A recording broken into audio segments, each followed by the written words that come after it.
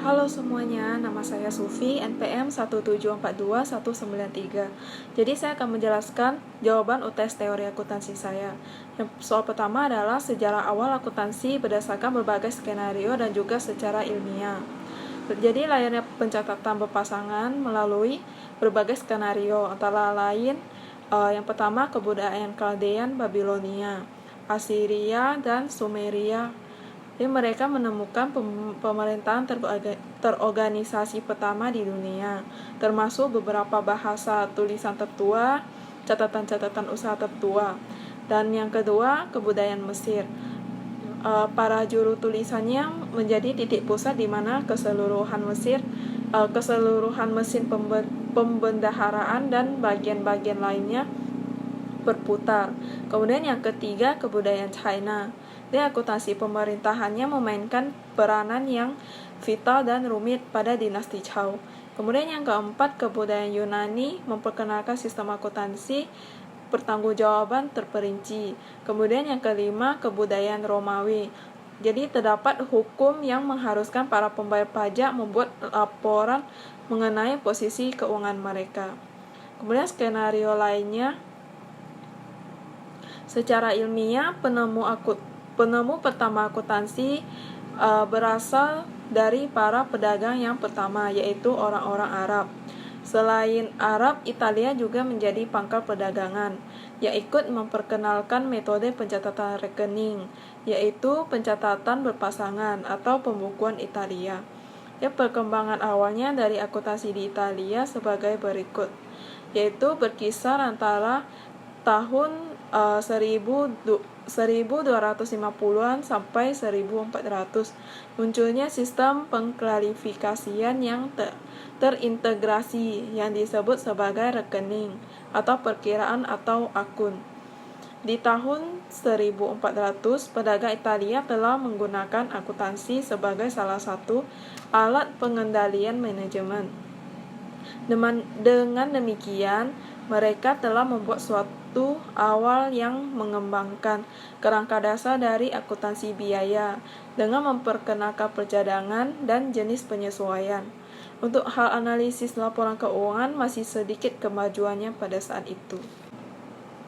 Kemudian soal nomor 2 yaitu perbedaan antara GAAP dan IFRS. Jadi perbedaan antara GAAP dan IFRS terletak pada yang pertama, dalam metode penilaian persediaan. Jadi GAAP mengenal metode FIFO, LIFO, dan average. Sementara IFRS hanya mengenal metode FIFO dan moving average saja. Kemudian yang nomor 2, yaitu dalam laporan keuangan. Versi GAAP terdapat pos luar biasa, sementara laporan keuangan IFRS tidak terdapat pos luar biasa, tetapi diganti dengan pendapatan komprehensif lainnya. Kemudian yang ketiga yaitu GAAP berbasis aturan, sementara IFRS berbasis prinsip saja. Kemudian yang keempat, dalam pengukuran nilai aset, GAAP menilai menggunakan nilai historis, sedangkan IFRS menilai menggunakan nilai wajar. Kemudian yang kelima, fokus laporan keuangan pada GAAP adalah laporan laba rugi, sementara IFRS berfokus pada laporan posisi keuangan atau neraca dan laporan laba rugi.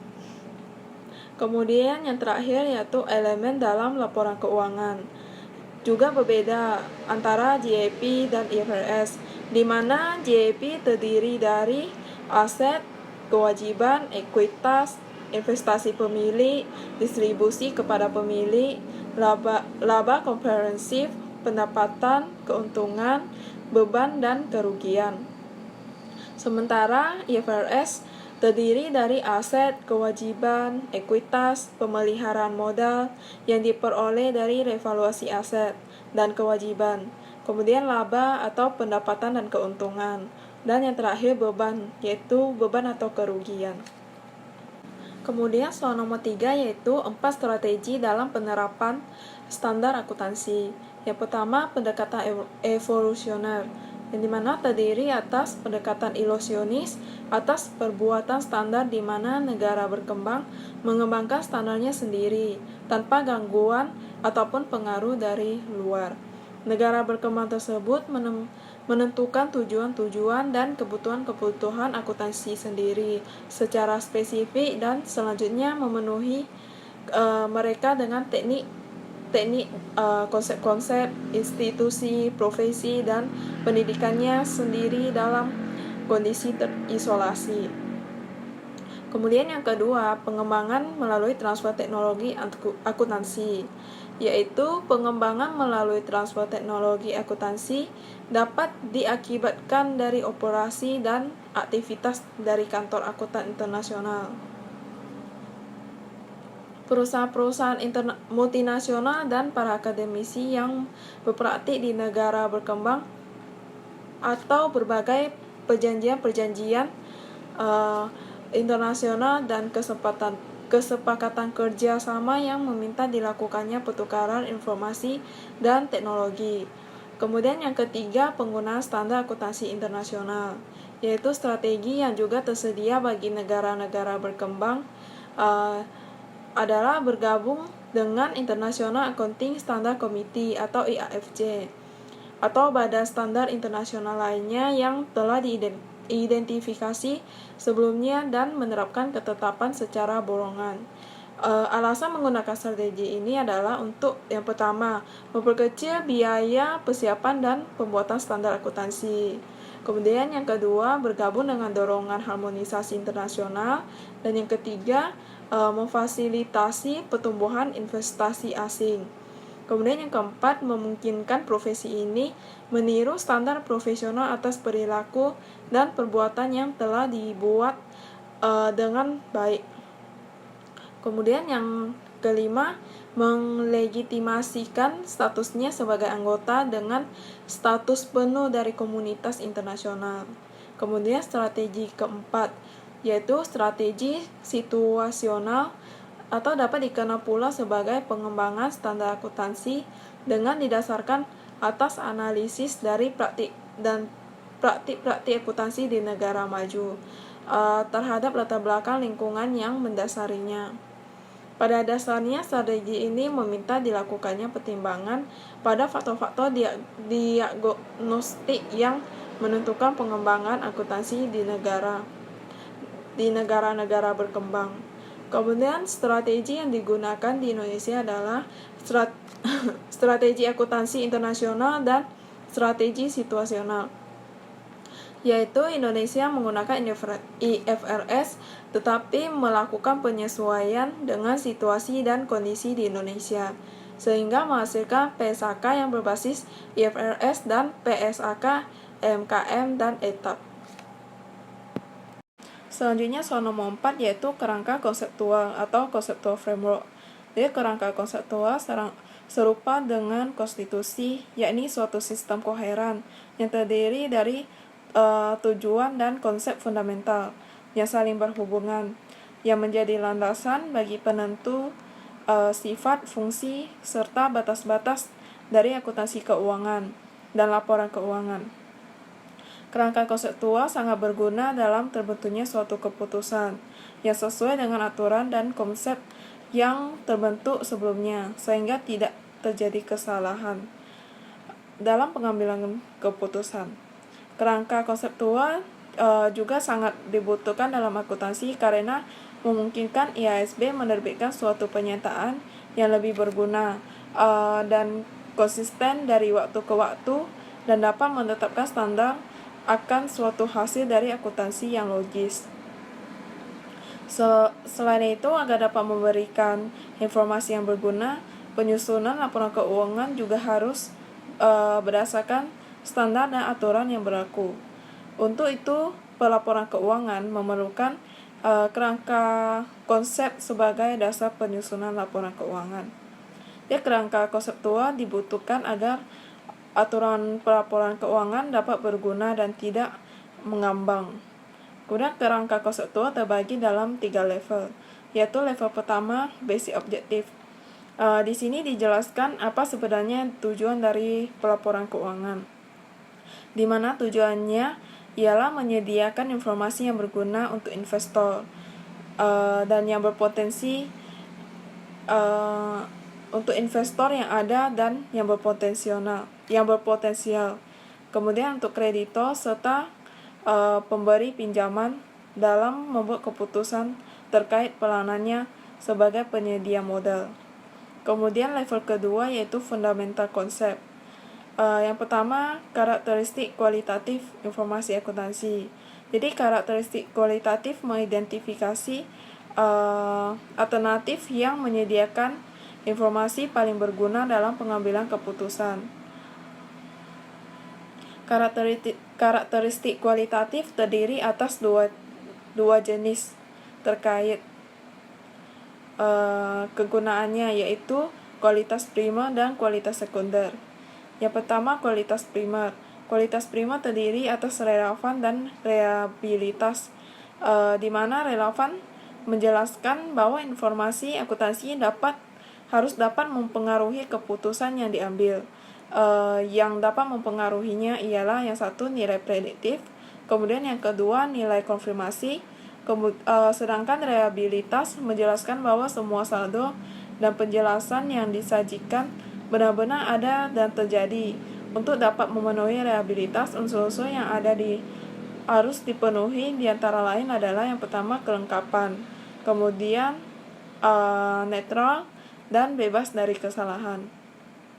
Kemudian yang kedua, kualitas sekunder.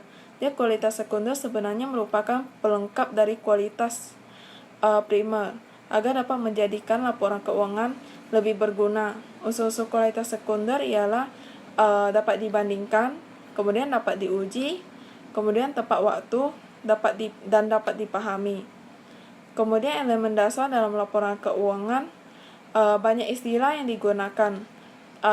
Tapi istilah yang sering digunakan adalah yang pertama, aset, kemudian kewajiban, ekuitas, pendapatan, dan beban. Kemudian level 3 yaitu recognition. Recognition, measurement, dan disclosure concept. Jadi yang pertama, asumsi dasar.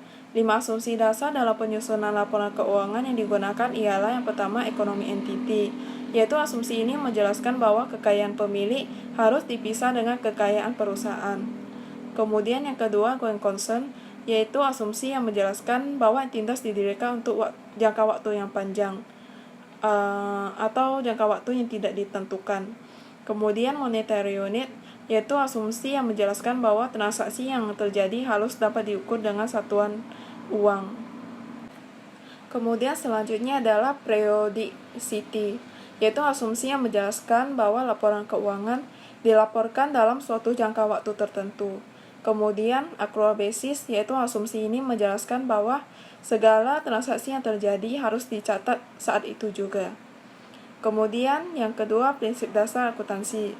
Umumnya ada 4 prinsip dasar akuntansi, yaitu yang pertama, pengukuran, kemudian pengakuan pendapatan, dan yang ketiga, pengakuan beban, dan yang keempat, pengungkapan penuh. Jadi yang pertama, pengukuran.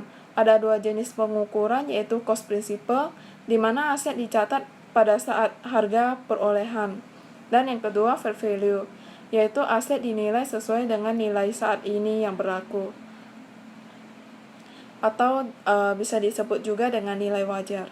Kemudian pengakuan pendapatan, yaitu pengakuan pendapatan terdiri dari 3, yaitu ketika sebelum produksi, kemudian pada saat selesai produksi, dan saat menerima uang tunai.